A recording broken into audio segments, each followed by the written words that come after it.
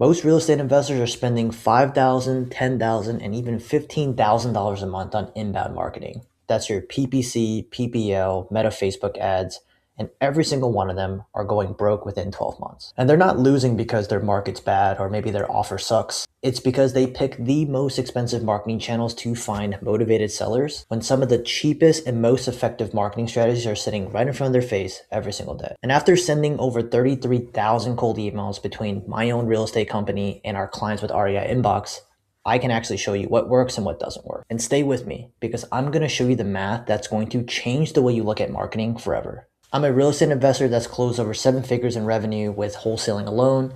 Just recently quit my job to start a marketing agency that works exclusively with wholesalers. We have tons of live data across dozens of campaigns between my own company and our clients to actually show you what emails and what systems actually work. So what we're going to cover today: number one, why inbound marketing kills small investors. Number two, what we found out after sending over 33,000 emails per month. And number three, how cold email stacks against other marketing channels: cost per lead, cost per contract, and overall return on investment. But I gotta throw in a quick soft plug here. If you're building a wholesale business or trying to fix your marketing, hit the subscribe button. I drop this type of content every single week. Let's talk about the first topic, the inbound marketing trap. So all of these inbound marketing gurus are selling you the American dream. Are you struggling to find consistent leads? Well, we're gonna send you motivated leads straight to you, and you don't have to do any of the hard work like cold calling, SMS, any of that fun stuff.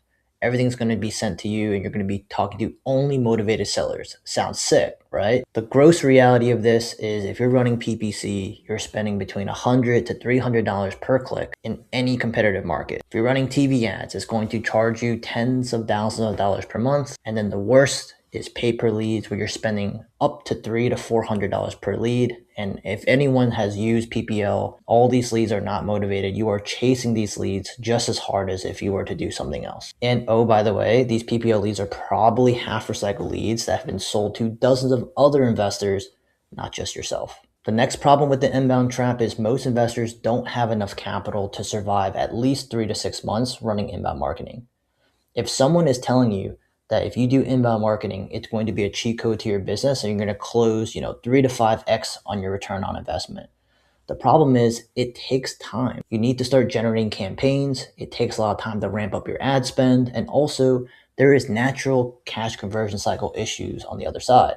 You need to talk to the sellers, you need to chase them down, you need to get them under contract, and then ultimately you need to close the deal. That takes about 30 days. So most people flame out once they can't close a deal within 2 to 3 months, and they've blew their entire budget, and now they're under a ton of credit card debt. Running inbound marketing isn't as automated as these agencies like to say. It still requires a ton of text messages, phone calls, managing that speed to lead, getting them between 1 to 5 minutes. If you're not able to do that, or you don't have a system to do that, running inbound leads is basically going to be a massive burning hole in your wallet. And then once you get that lead, if you can't reach them, the agency is not going to refund you their money. It's going to be thousands of dollars just going down the hole. And I know some of you people that are watching this have experienced this and they know exactly what I'm talking about. And to be honest, this is the number one reason why most wholesaler investors fail within the first year. They go through this vicious cycle of cold calling really bad data. They get frustrated. They see an ad from an agency guru and they're like, we're going to run your ads, run your campaigns. You're going to get motivated sellers in your inbox every single day. And then they ultimately use up all their money and they're out of business within the first year. It's never the market. It's never the system. It's always about how much marketing spend they're actually using. So if inbound marketing is the problem, you're probably wondering what's the alternative, right? So that's when we started testing other alternatives. And that's where we started testing cold email at scale. And at REinbox, we are constantly chasing the cheapest cost per lead while still producing motivated sellers that are closable. And when we started running cold email campaigns, we specifically targeted niche data.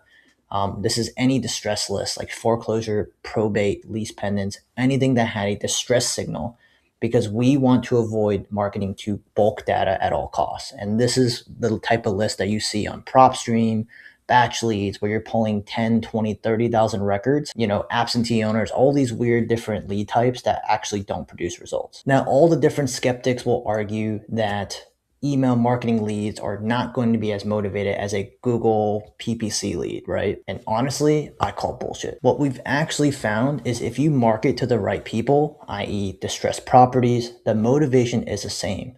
These homeowners are still looking for a solution. They still have a problem and they're just waiting for someone to reach out to them with value. The only difference is that you reached out to them instead of them filling out a form. That's it. Now let's get into the actual numbers because this is where it actually gets super interesting.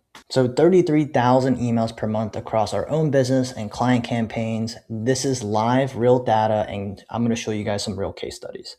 So cold email cost per lead is a fraction of what PPC and meta ad cost. We're talking about $5 to $20 per lead in most markets compared to $200 to $500 if you're running PPC or PPO. And I want to put something in perspective here.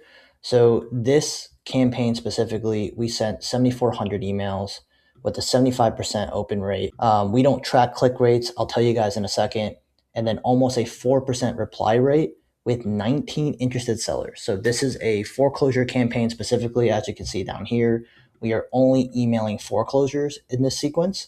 And we have a 22% positive reply rate with our emails. And this is because of the copy we write, the type of lead magnets we provide to those homeowners. And he had 18 to 19 sellers that was interested in the lead magnet or just wanted to talk to us about selling their property. And we use a software called instantly.ai. If you've seen any of my videos, you know I talk about this company a lot because it is absolutely incredible. And I want to talk about pricing. So to manage your software here, it is $97 a month and then plus all the different emails. So I think this client specifically is spending $175 a month on the software with Instantly, right? So $175, he has 18 to 19 positive leads that are going to his CRM that want to talk to them. So I treat email marketing as a sort of inbound, right? So you're sending out cold email, just like how you would do with texting, cold calling, all that stuff. And then the seller actually responds to you and says, yes, I want to talk to you, or I want a lead magnet. And then your acquisition managers will actually talk to those sellers about that lead magnet that they sent them. Now, let me bring out my cell phone here and let's do some quick math. So if he's spending $175 and we just base it off what we see on this dashboard here of 18 leads, that's $9.7 per lead. And these are all motivated sellers on a pre-foreclosure list. So you can tell that there's people that need to make a decision between 30 days because they have an auction coming up, right? So this is why these are super motivated. I think it's better than running PPC, PPL because these are targeted campaigns. Now, here's another client here in the last 4 weeks. He's had 10 opportunities or 10 leads come into his inbox. And he's spending a little less than the last client because he has less leads that come in, so he uses less emails.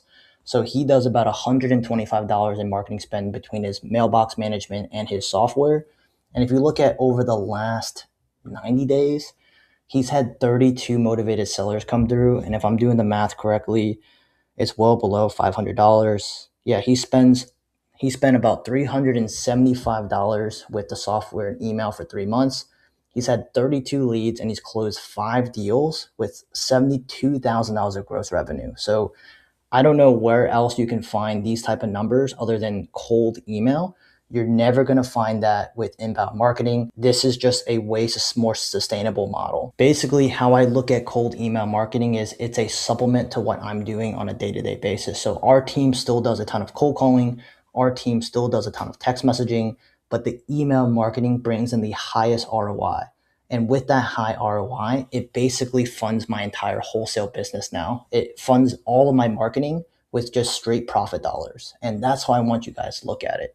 Is cold email should not be the only lead generating source you use, but it is an amazing supplement to what you are already doing in your business. Now, in terms of scalability, because the return on investment is so much larger than going with PPC or any of these inbound marketing, it's a lot easier to scale and it's a lot safer to scale, right? So if I spent $300 and I didn't get a deal, I wouldn't go bankrupt over that. And I can probably do cold email for over a year. And if I can't close a deal over a year, I should probably quit this industry. So this is a way safer way to do it.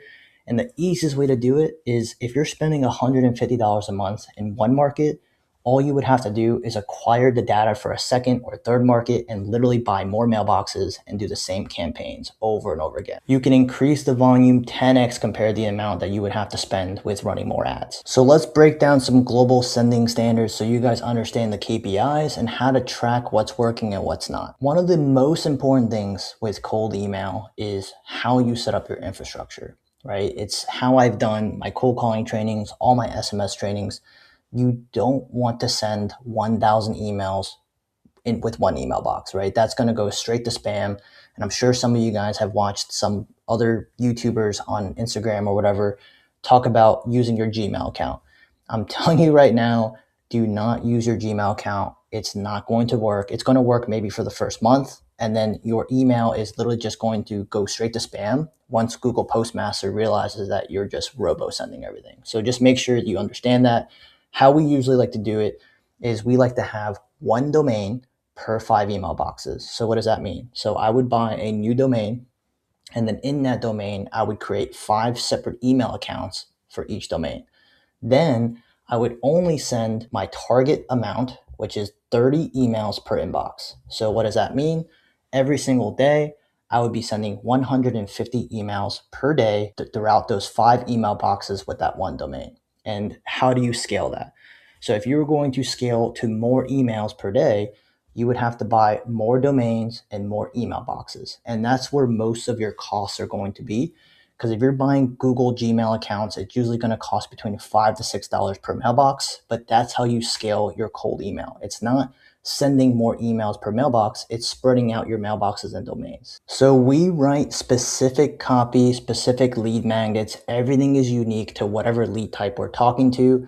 And we do one for each of our clients' leads. So if you're talking about pre-foreclosure, that campaign specifically has 4 to 5 different emails just for pre-foreclosure.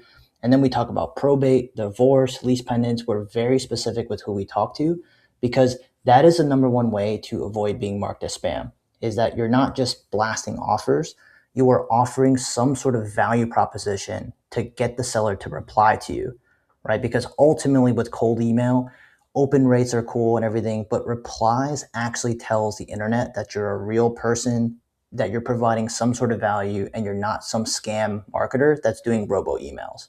You want to make sure that people are talking to you and making sure that your brand reputation is super high on the internet, and that also increases your deliverability overall.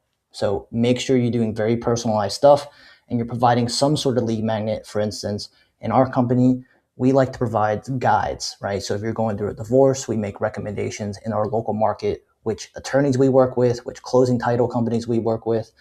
If you need a lender, we work with certain lenders in the market. We're very personalized to Houston, and we're also very specific to that target lead type. So here are some KPI benchmarks that we like to follow. So based off 100 emails, we want to keep it a very simple number here.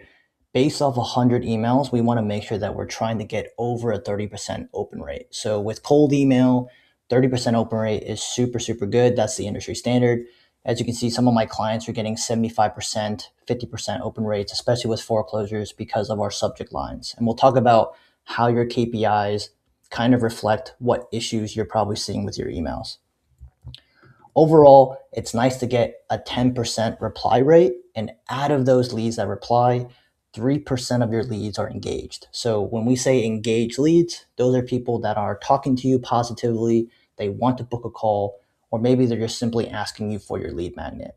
Because once they ask for the lead magnet, we basically get the free reign of giving them a call and giving them a text message, which is super compliant, right? So if someone says that you're able to talk to them, you are 100% in compliance with the TCPA and any of the telemarketing laws. While we're on the topic about compliance, as you know, the industry is getting way more strict with text messaging and cold calling, right? So you can't call the DNCs. You need to follow TCPA. I'm in Texas, right? So Texas is super, super strict with telemarketing now, beyond the TCPA. So you need to register your business to be able to do any sort of telemarketing. You have to have a $10,000 bond nowadays. But I'll tell you that with cold email, it is way less riskier, okay? It doesn't count as a traditional TCPA, but you do have some sort of legal layer that you have to deal with, and that's called can spam. And we're going to talk about that in the next slide. So can spam, there's some non-negotiables, right? You want to make sure that you're an accurate from name and you have a real email address. And that's all taken care of if you register through Google Postmaster. And then also you're not trying to put some deceitful subject lines like urgent, you're losing your house tomorrow, right? That's a lie. If they're losing their house in 2 weeks, don't say they're losing their house tomorrow, because that is spam, that is a lie, and you're causing fake disruptiveness in their business, okay? Or in their daily business. You want to make sure you clearly identify yourself, that you're a homeowner, that you work for this company. You want to make sure that you're adding your physical postal address of your business in the footer of the email. And then also you must give them a clear and functional opt-out feature. So the most horrible marketers will make it super difficult for you to opt out of emails. Have you guys ever experienced that? It's literally just don't do it, okay? Make sure you give them the ability to opt out so you follow the law and you don't get sued. Once people opt out of your emails, take them out of your campaigns. Do not keep sending them automated emails. That is a number one way to get sued in this industry, okay? So some quick examples of how to stay compliant.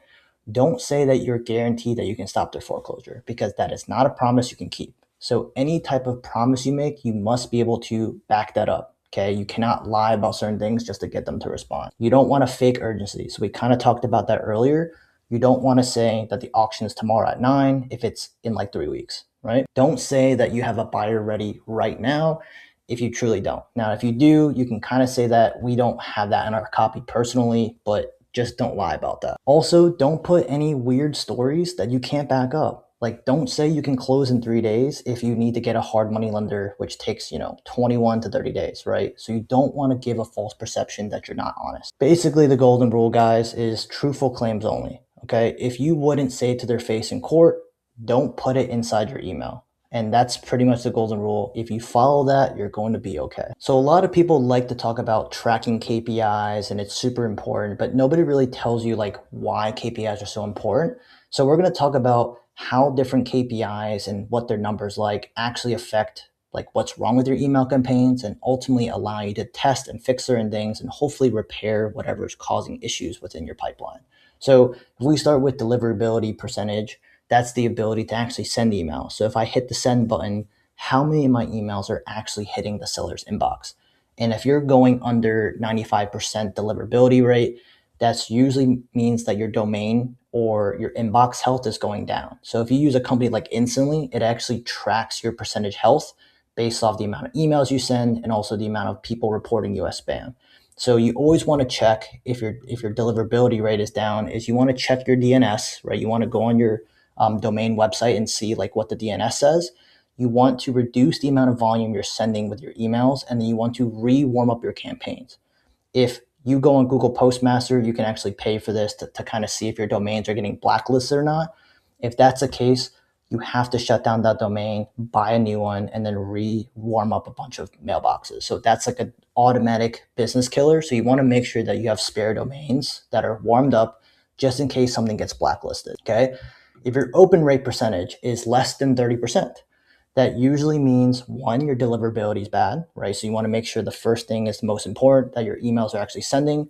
And then number two is probably your subject line, that emails are getting to my inbox, but they're not personalized enough. Maybe they don't strike enough curiosity. So that's something for you to test, right? Change different subject lines to see if your open rates go up. Next, your reply rate. So if people are opening your emails, but nobody is responding, that usually means the copy or the words in your email aren't hitting the mark, right? Or it's not hitting the seller in the feels. Or maybe your offer is just not good enough. So that's why we always have some sort of value proposition where we offer a lead magnet, right? Hey, if you want to know how to stop your foreclosure or look at what options you have, just reply guide and I'll send it to you. That is a simple call to action or CTA that actually improves your reply rates. Positive reply percentage. So obviously your lead quality, if you're emailing bulk data like absentee owners or code violations with less than like $10,000 in fees, they're probably not going to reply to you, right? Or they're going to tell you to stop emailing them, mark you as spam, whatever the case may be. So lead quality is a super important thing, and we'll talk about how to find those leads shortly. The next thing is your angle fit.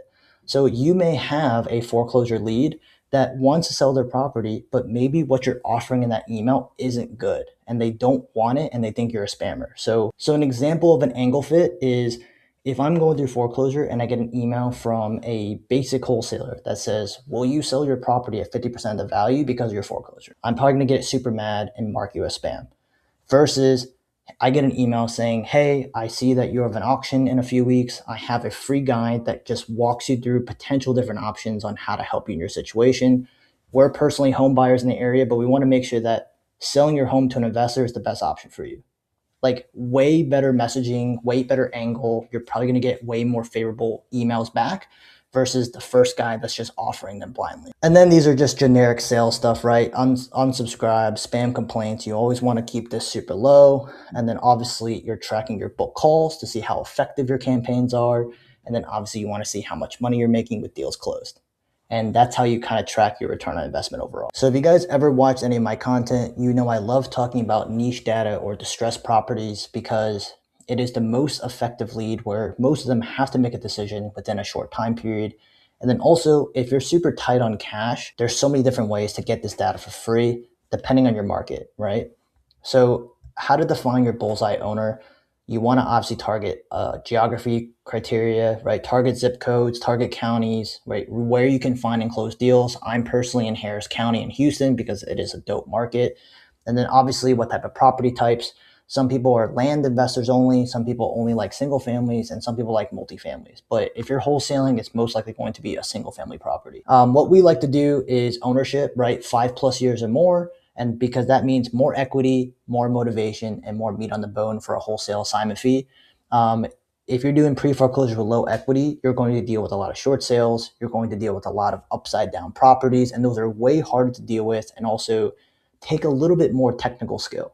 And a lot of us don't want to wholesale creative deals anymore. We love to move cash because it's clean. It keeps things super like legal. And then we also don't have to worry about someone maintaining that mortgage down the road. Minimum equity, super important for us, right? We don't want to deal with no equity deals, right? So no equity equals no deal for us personally.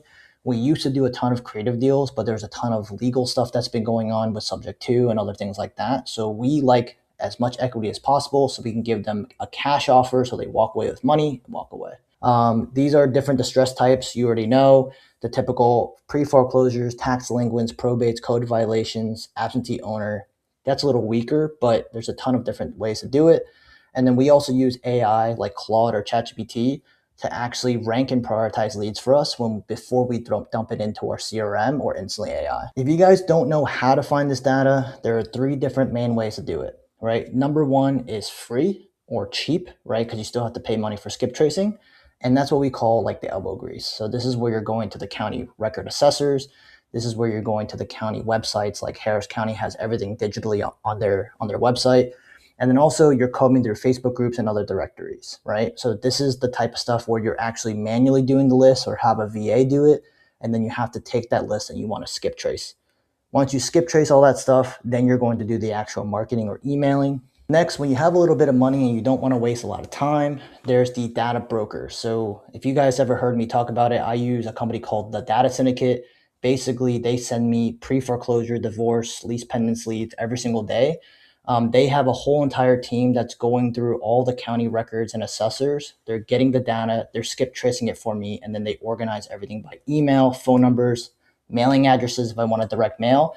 But obviously for this training specifically, they give you really good emails. And then they also have a column if the data has been tested, right? So what they try to do now is they actually try to send test emails to validate if that email's been tested or verified, which is absolutely killer because that saves me a ton of money reskipping stuff through Instant. Last but not least, this is people on a budget or looking for just more data. If you have a county that only produces 100 leads per month, maybe you want to supplement it with another thing. So this is like your list scraping platforms like PropStream, Batch Leads.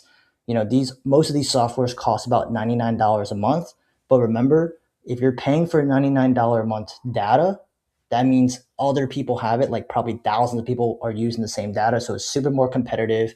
And also, if you didn't know, Most of these data providers get data from the same place. I think it's Fidelity National Title or something, where the title company actually sells data to these data platforms. So if you're dealing with pre-foreclosure lists, then the pre-foreclosure list comes out, and then usually that data gets sold to First National Title Company like 2 to 3 weeks later. So the data is going to be way more dated if you go to these platforms.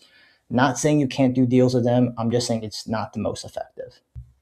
So just a quick recap of the video here. Inbound marketing is extremely costly and kills a ton of new investors before they can gain traction. Email marketing is the lowest cost per lead of any marketing channel that I've used, with the same or comparable motivation if you're using the right distressed list as inbound marketing. And after sending 33,000 emails a month, well over 2 to 300,000 emails in total, the data is absolutely clear. So guys, please hit the subscribe button. I post content like this every week. I talk about the different marketing channels and the systems that I use to scale my actual wholesaling business along with the email marketing company. And number two, I do have a school community. The link is down below. We talk about all of these marketing channels in detail, along with sales training, and then also how to use and build CRM automations to kind of help automate that business. And we show you what it's like to work with us with REinbox if you guys are interested. So in the next video, I'm going to be breaking down the exact email sequence I use for pre-foreclosures, the copy, the timing, the cadence, and even the subject lines. It's definitely a training that you don't want to miss.